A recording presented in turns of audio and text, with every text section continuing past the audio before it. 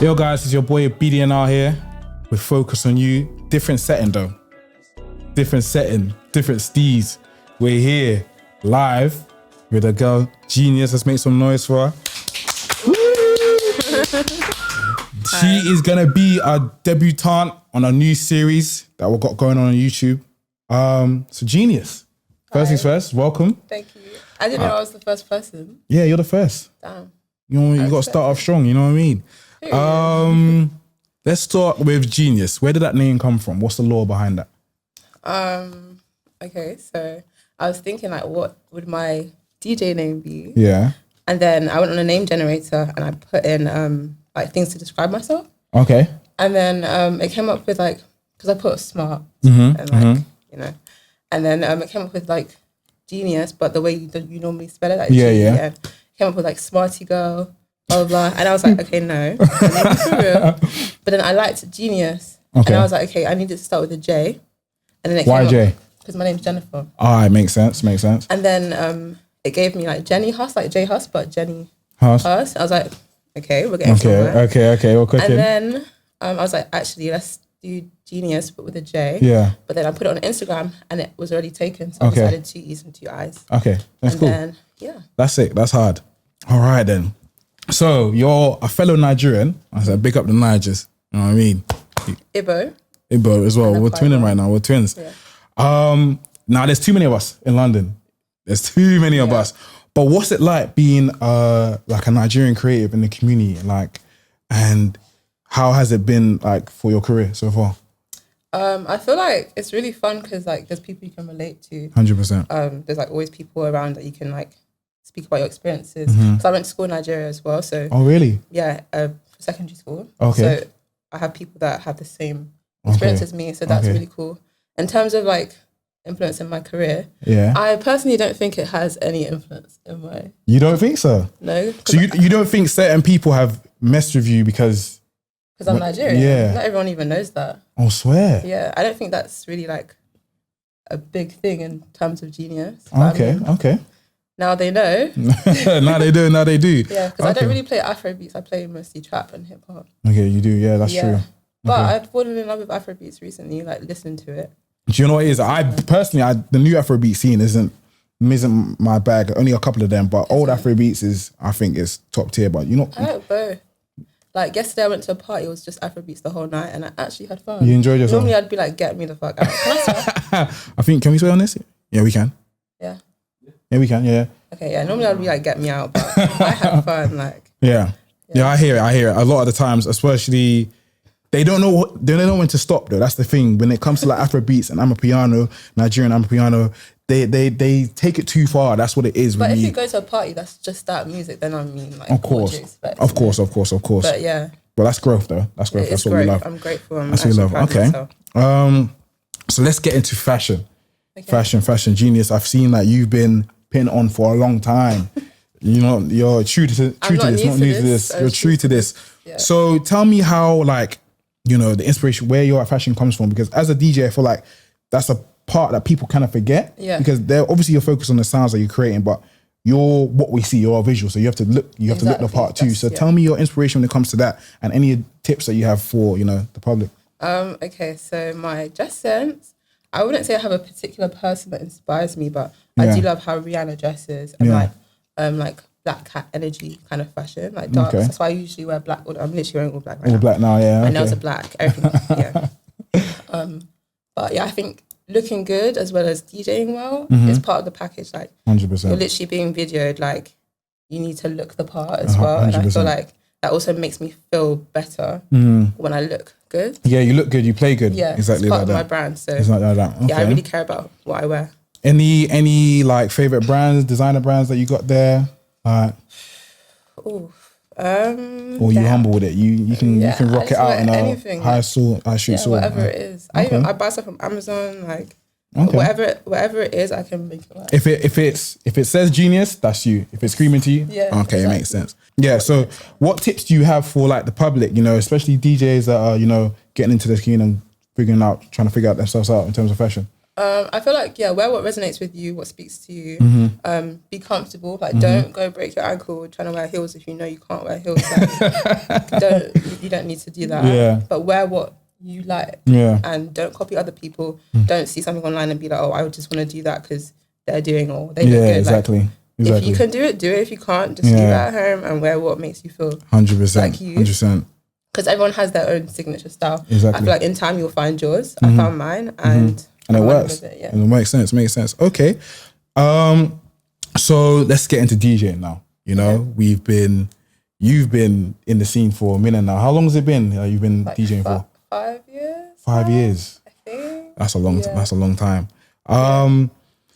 5 years. Did you start in lockdown? What's that? So I graduated uni in 2019. Okay. And after I graduated in my graduation was September. Yeah. And then I started taking DJing really seriously. Like I would connect my decks to my laptop and then connect my laptop to my TV. So I could see everything on the screen. I would go out, come back in like 3 a.m. I'm on my decks like practicing like everything. And then lockdown happened. Because before lockdown I think I was doing more radio stuff. Okay, like radio guest mixes. And everything was more online. Okay. Lockdown came, still online. Yeah. But then I was like practicing every single day so that when lockdown finished, I would be ready to like step out and like. So have you always been big on music, or did you like when it came after uni, you was like, fuck it, I'm just gonna be a DJ? No, I started practicing how to DJ when I was in uni. Okay. But I just had like, I didn't have time to like actually practice properly. Okay, what was you studying in uni? Business management and HR. Oh, okay. Yeah. So the story behind how I actually started DJing. Go on. I went to a house party in uni. Yeah. And the DJs were in the kitchen. It was DJ Lani and DJ Loso. DJ Lani, him not normal. Shout out to the OG. So they were in the kitchen. And then I left my friends. I was like, damn, what the hell is going on there? And that was the first time I had like been that close to DJs. So then what were they doing in there? Just like working? They were DJing. There was a DJ? Just in the kitchen? It was a house party, but they were DJing in the kitchen. Okay. So I stood in front of them the rest of the night. And then DJ Loso left afterwards. I followed him. I was like, can you teach me, please? That was the most serious I had been about something in my whole life. And then I had one session with him and I bought my decks with my student loan the next, like in January. Oh, wow. Yeah, you took that gamble. Yeah. And then literally just use YouTube and then and from there. Okay. So what, are you team USB or team laptop? USB all the way. USB.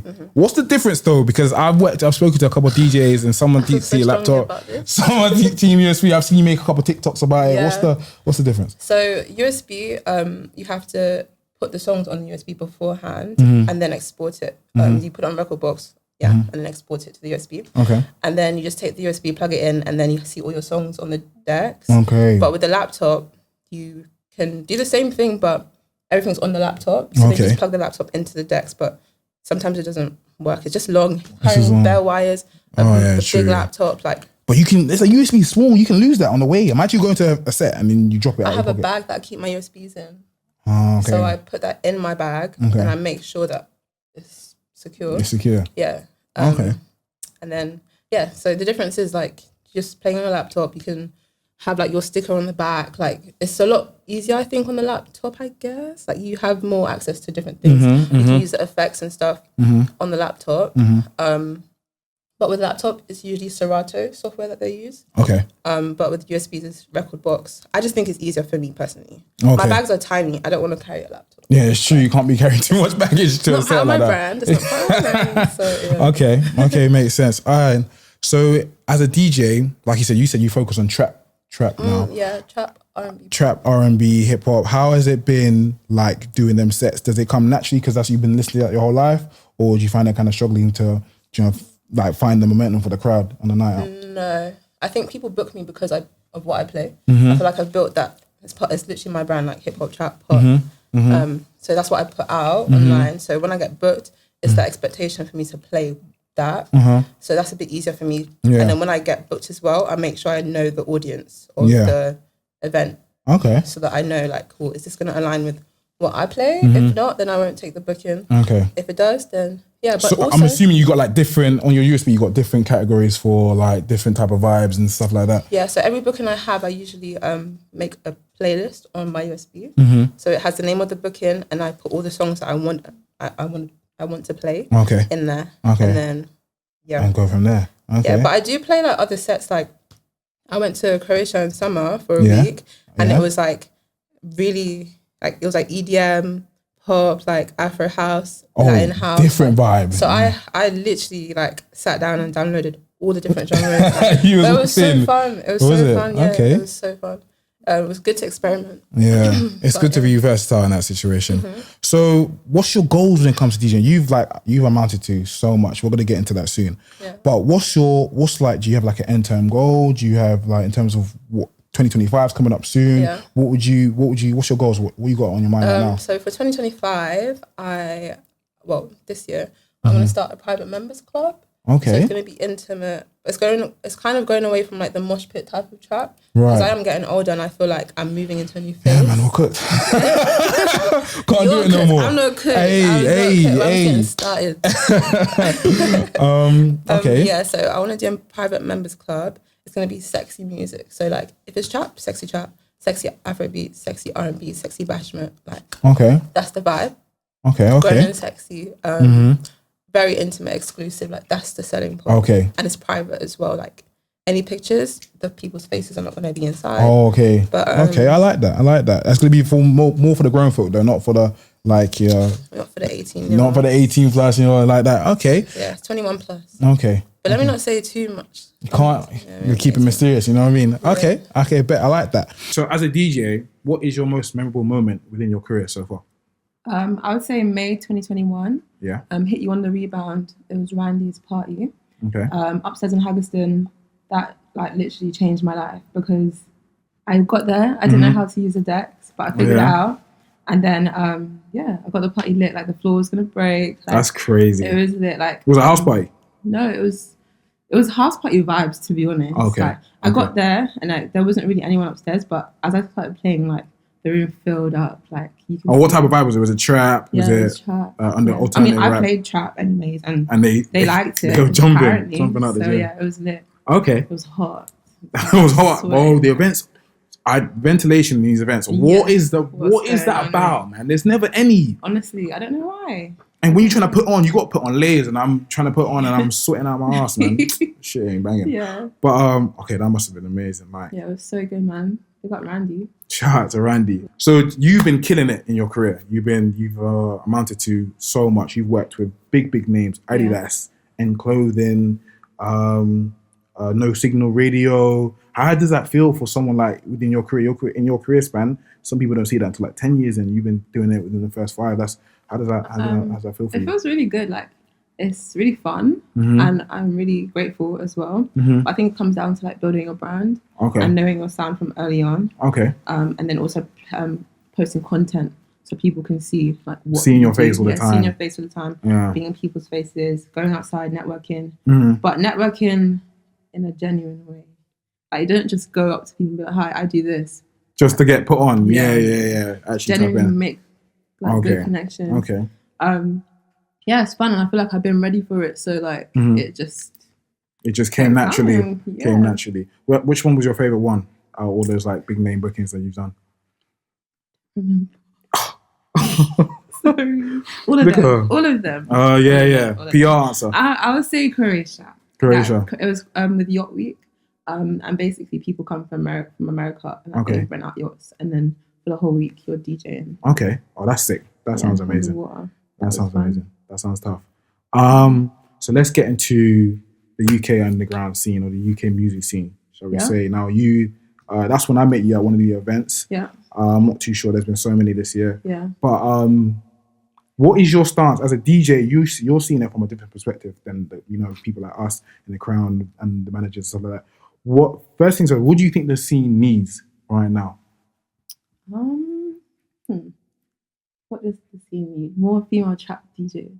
Okay. Yeah, okay. I think so, definitely. So the man them are really hogging up the... They're not hogging it up, but like if there were more female trap DJs, like then I feel like it would just be a bit more balanced. Maybe there are more and I just haven't seen them. Yeah. So that might be my fault. But I want more visibility for the crowd will expand and it'll bring more people in. Okay. Okay. And working together, I think more. Yeah. As a community. Yeah. Are you saying working together as like artists work with the community, or artists working with DJs?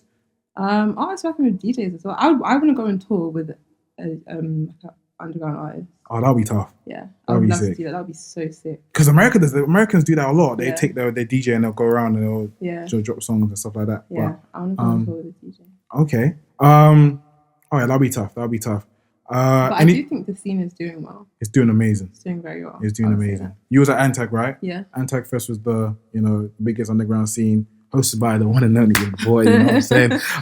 But it's really, really doing well. It's doing well. Any more events this year? Can we expect anything from Jeeniius? My private members club. Okay. But when that's ready, like people will know. Well, have I got first invite? Yeah. Are you 21 plus? Come on now. I'm a grown man. Okay. Yeah, I mean, I've got DJ bookings, but that would be my only like event that I put on myself. Yeah. Okay then. Catch you if you can. And to end it off, who is your favorite artist? Who's up now, not next? Dila. She had a show recently, innit? Was it Ireland? I want to say Ireland. Ireland? Dila? No. She didn't perform though. She didn't perform? It was in London that she performed. Is it? Not in Ireland. Oh, okay. Shout out Dila, man. Yeah. If you don't know, Next up, up now, not next. Another Nigerian. She Igbo? No, she's not. She's Edo, innit? I'm not sure.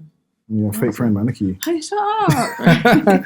But anyway, guys, that's the end of our interview. I want to thank Jeeniius for coming out, sharing her experience, talking about her career with us. Appreciate you. Thanks for having me. As always, it's been your boy BDNR on Focus on You, and we out. Peace.